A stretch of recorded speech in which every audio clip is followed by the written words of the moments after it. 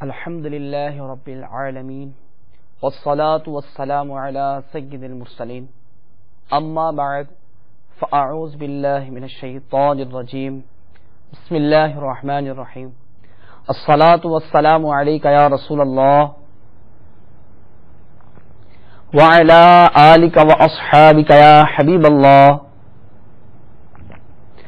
الصلاة والسلام عليك يا نبي الله وعلى آلك وأصحابك يا نور الله۔ میٹھے میٹھے اسلامی بھائیوں اور اسلامی بہنوں، چلنا پھرنا، کام کاج اور آپس میں گفتگو بند فرما کر قریب قریب آ جائیے اور درس کی تعظیم کی نیت سے ہو سکے تو 2 زانوں بیٹھ جائیں۔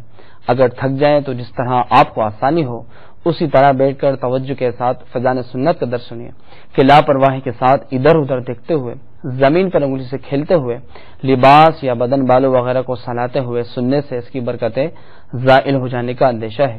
اللہ کے محبوب دانائے غیوب منزہ عن العیوب صلی اللہ تعالی علیہ وسلم کا فرمان عبرت نشان ہے، جس کے پاس میرا ذکر ہو اور وہ مجھ پر درود شریف نہ پڑھے تو لوگوں میں کنجوس ترین شخص ہے۔ صلو علی الحبیب صلی اللہ تعالی علی محمد۔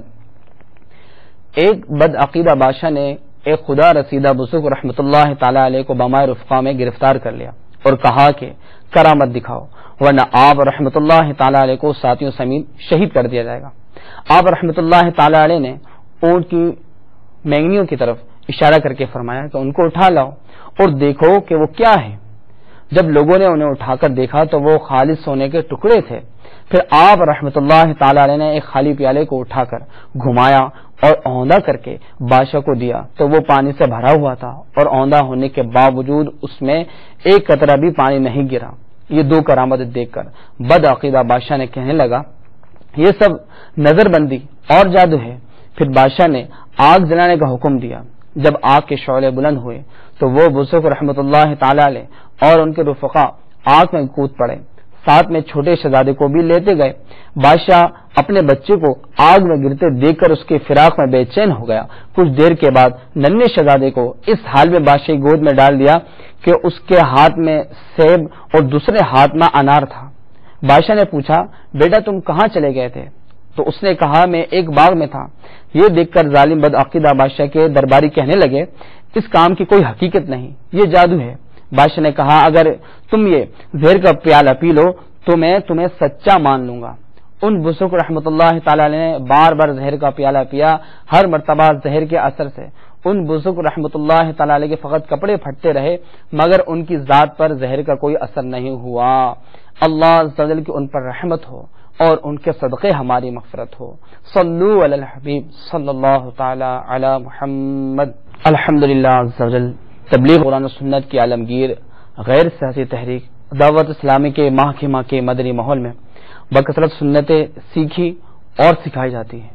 مدنی چینل پر ہونے والے درس فیضان سنت میں شریک اسلامی بہنیں اپنے اپنے حلقوں میں سنتوں بھرے اجتماع میں شرکت فرمائیں اور اسلامی بھائیوں سے اپنے اپنے شہروں میں مغرب کی نماز کے بعد ہونے والے سنتوں بھرے اجتماع میں ساری رات گزارنے کی مدنی التجا ہے۔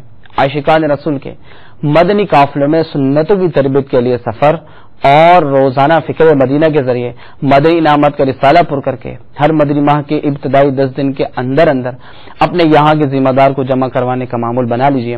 انشاءاللہ عز و جل اس کی برکت سے ایمان کی حفاظت کے لیے کوڑنے، گناہوں سے نفرت کرنے اور پابند سنت بننے کا ذہن بنے گا۔ ہر اسلامی بھائی اپنا یہ مدنی ذہن بنائیں کہ مجھے اپنی اور ساری دنیا کے لوگوں کی اصلاح کی کوشش کرنی ہے۔ انشاءاللہ عز و جل اپنی اصلاح کی کوشش کے لیے مدنی نعمت پر عمل اور ساری دنیا کے لوگوں کی اصلاح کی کوشش کے لیے مدنی قافلوں میں سفر کرنا ہے۔ انشاءاللہ عز و جل اللہ کرم ایسا کرے تجھ پہ جہاں میں اے دعوت اسلامی تیری دھوم مچی ہو۔ الحمدللہ رب العالمین والصلاة والسلام علی سید المرسلین یا رب مصطفیٰ عز و جل صلی اللہ علیہ وسلم بدفعل مصطفیٰ صلی اللہ علیہ وسلم ہمارے ماں باپ کی اور ساری امت کی مغفرت فرما۔ یا اللہ عز و جل درس کی غلطیاں اور تمام گناہ معاف فرما، عمل کا جذبہ دے، ہمیں پرہیزگار اور ماں باپ کا فرما بردار بنا۔ یا اللہ عز و جل ہمیں اپنا اور اپنے مدنی حبیب صلی اللہ تعالی علیہ وآلہ وسلم کا مخلص عاشق بنا. ہمیں گناہوں کی بیماری سے شفا عطا فرما. یا اللہ عز و جل ہمیں مدنی نعمت پر عمل کرنے، مدنی قافلے میں سفر کرنے اور انفرادی کوشش کے ذریعے دوسروں کو بھی مدنی کاموں کی ترغیب دلوانے کا جذبہ عطا فرما. یا اللہ عز و جل مدنی چینل پر ہونے والے درس فضان سنت میں شامل اسلامی بھائیوں اور اسلامی بہنوں کو بیماریوں، قرض داریوں، بے روزگاریوں، بے اولادیوں، بے جا مقدمہ بازیوں، پریشانیوں اور بلاؤں سے نجات عطا فرما. یا اللہ عز و جل اسلام کا بول بالا فرما اور دشمنان اسلام کا منہ کالا کر. یا اللہ عز و جل ہمیں دعوت اسلامی کے مدنی ماحول میں استقامت عطا فرما.